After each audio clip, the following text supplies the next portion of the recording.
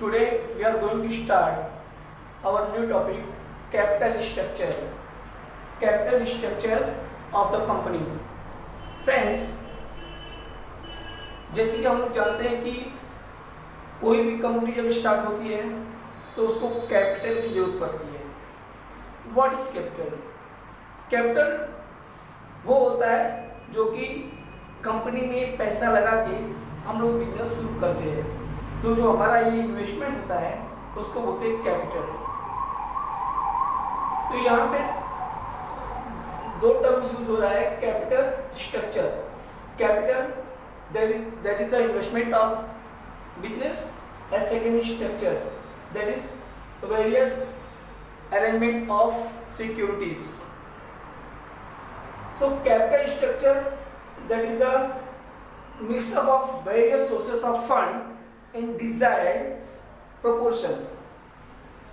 कोई भी कंपनी में जब बिजनेस स्टार्ट करते हैं तो जब कैपिटल का जो अरेंजमेंट होता है वो कैसे होता है, कैसे करना चाहिए, वो कौन कौन से सोर्सेस है, किस प्रकार हम लोग कंपनी के पूरे कैपिटल का स्ट्रक्चर को अरेंज करेंगे, कितना किससे पैसा लेना है, कितना हम लोग इक्विटी शेयर से कितना पैसा लेंगे, प्रेफरेंस शेयर से कितना लेंगे, कितना हम लोग जो रिजर्व फंड है उसको कितना यूज करना है. और ऐसे ही हम लोग बोरो फंड जिसके अंदर debentures, term loan, bank finance institution, इस तरह से पैसा कलेक्ट, कौन सा प्रोपोर्शन, कौन से सोर्सेस ऑफ कैपिटल किस प्रोपोर्शन में रहेंगे, ये सब हम लोग इसके अंदर सीखेंगे. तो हम लोग इसमें दो टर्म जो कैपिटल स्ट्रक्चर है, कैपिटल स्ट्रक्चर इसको हम लोग बोल सकते हैं capital refers to investment of fund in the business, and structure that is the arrangement of different proportion, different component in a proper proportion. So capital structure consists with two words, capital structure. So what is mean by capital structure? So capital structure means to decide upon the ratio of different securities in total capital. It is nothing but composition of capital. यह अन्य कुछ न होकर पूंजी का संगठन अथवा पूंजी का मिश्रण है. इस प्रकार पूंजी संरचना, composition means capital composition, that is the कोषों का विभिन्न स्रोतों का वांछित अनुपात में मिश्रण है. तो हम लोग इसको बोल सकते हैं कि एक कंपनियों का कैपिटल स्ट्रक्चर है. एनी टाइप ऑफ कंपनी, चाहे बड़े लार्ज स्केल ऑपरेशन हो या स्मॉल स्केल ऑपरेशन, अगर वो शेयर से चलती है तो उसका कितना प्रोपोर्शन, कितना ओन फंड होगा, कितना बोरो फंड होगा, ये सब हम इसके अंदर सीखते हैं. जॉन हंटर ने इसकी परिभाषा बताया है, a firm is capital structure is the relation between the डेब्ट and equity securities that make up the that is the makeup from the financial of its assets. Means here given meaning mixture of various sources of funds in desired proportion. Means फंडों के various जो विभिन्न प्रकार के source है तो उनका वांछित प्रोपोर्शन में मिश्रण है, ये जानने के लिए हम लोग कैपिटल स्ट्रक्चर की जरूरत पड़ती है.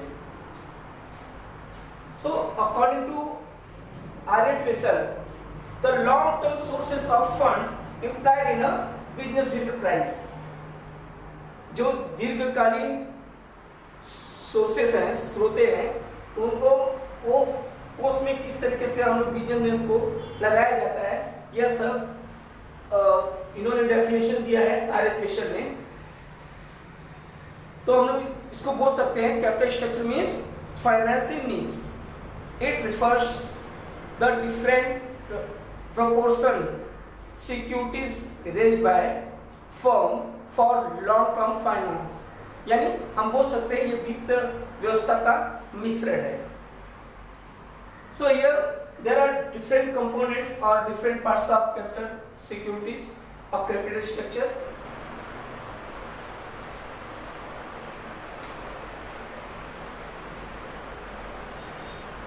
Components or parts of capital. What are the components of capital structure? First is equity shares capital. Equity shares capital वो कैपिटल होता है जिसके अंदर शेयर होल्डर अपना पैसा कंपनी में इन्वेस्ट करता है, उसके बदले में उसको क्या मिलता है, डिविडेंड मिलता है, और ये जो डिविडेंड मिलता है फ्लक्चुएटली रेट से मिलता है। इसमें इक्विटी शेयर होल्डर जिसकी टेकर होता है, कंपनी में अगर ज़्यादा प्रॉफिट होगा तो उसको ज़्यादा डिविडेंड मिलेगा, कम प्रॉफिट होगा तो कम डिविडेंड मिलेगा, तो इसी को बोलते हैं fluctuating rate of dividend. So share capital को क्या मिलता है, डिविडेंड, और डिविडेंड कैसे मिलता है, फ्लक्चुएटिंग रेट ऑफ डिविडेंड। और second preference share capital. Preference share capital, इसके अंदर जो शेयर होल्डर अपना पैसा इन्वेस्ट करता है उसके बदले में इसको प्रेफरेंस मिलता है, प्रायोरिटी मिलती है, सबसे पहले इसको डिविडेंड मिलेगा, इक्विटी शेयर कैपिटल से भी पहले मिलेगा। और ये कैसे मिलेगा, फिक्स रेट ऑफ इंटरेस्ट। और इसका जब भी पेमेंट होगा इक्विटी शेयर से पहले पेमेंट होगा, जब भी कंपनी बंद होगी तो उसको डिविडेंड प्लस उसका पैसा जो रिफंड होगा इक्विटी शेयर कैपिटल से पहले होगा। थर्ड है रिटेन अर्निंग। रिटेन अर्निंग को हम लोग इंटरनल सोर्सेस ऑफ फाइनेंस बोलते हैं, इसी को फ्लोइंग बैक ऑफ प्रॉफिट बोलते हैं। यानी कंपनी का जो प्रॉफिट होता है उसमें से वो जो रिजर्व पैसा होता है उसके अंदर इन्वेस्ट कर सकता है जब कंपनी को कभी आगे फ्यूचर में पैसे की जरूरत पड़ती है तो। नेक्स्ट है बोरोइंग कैपिटल। बोरोइंग ये फोर्थ कंपोनेंट है। बोरोइंग कैपिटल क्या होता है, कंपनी बोरो करती है जिसके अंदर डिवेंचर्स क्या होता है, कंपनी डिवेंचर शेयर इशू करेगी, उसके बदले में जो पैसा मिलता है और वो पैसा लेने के बाद जो रिटर्न डॉक्यूमेंट देती है उसको बोलते हैं डिवेंचर सर्टिफिकेट। और सेकेंड होगा टर्म लोन। जो ट्रेडिंग कंपनी है, फाइनेंशियल इंस्टीट्यूशन है, वो कंपनी को उधारी पैसा देती है, टर्म लोन के रूप में पैसा देती है, और यही टर्म लोन जब कंपनी लेगी तो उसके बदले में इंटरेस्ट देगी। तो जो बोरोड फंड है डिवेंचर्स को भी इंटरेस्ट देगी, टर्म लोन को भी इंटरेस्ट देगी। तो it is a four components of capital structure. First equity share capital, second preference share capital, third retained earning, and fourth borrowed capital. Under this debentures and term loan. This is the capital structure of the company. ABC Company Limited as on 31st March 2019. Liability assets.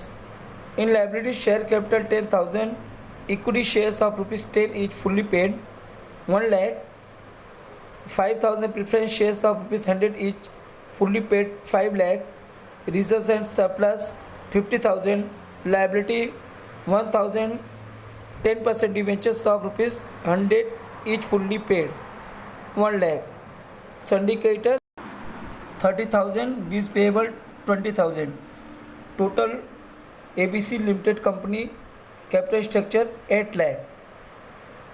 8 lakh invested in fixed asset, building 4 lakh, plant and machinery 2 lakh, current asset that is sundry debtors 1 lakh, inventories 50,000, cash in hand 10,000, cash at bank 40,000. So capital structure equal to equity shares capital plus preferred share capital, reserves plus debentures. Equity shares capital that is 1 lakh, preferred share 5 lakh, reserves 50,000 plus debentures 1 lakh. So total capital structure 7,50,000. Distinguish between fixed capital and working capital. First point, meaning. Fixed capital refers to any kind of physical assets that is fixed assets. Working capital refers to the sum of current assets. Second point, nature. It stays in the business almost permanently. Working capital is circulating capital. It keeps changing. And next point, that is third point, purpose. It is invested in fixed assets such as land, building and equipment, etc. And working capital is invested in short-term assets such as cash, account receivable, inventories, etc. Fourth, sources. Fixed capital funding can come from selling shares, debentures, bond, long-term loan, etc. Or working capital can be funded with short-term loans, deposits, trade credit, etc. Fifth point is objective of investment. Investors invest money in fixed capital hoping to make future profit. In working capital, investors invest money in the working capital for getting immediate return. Means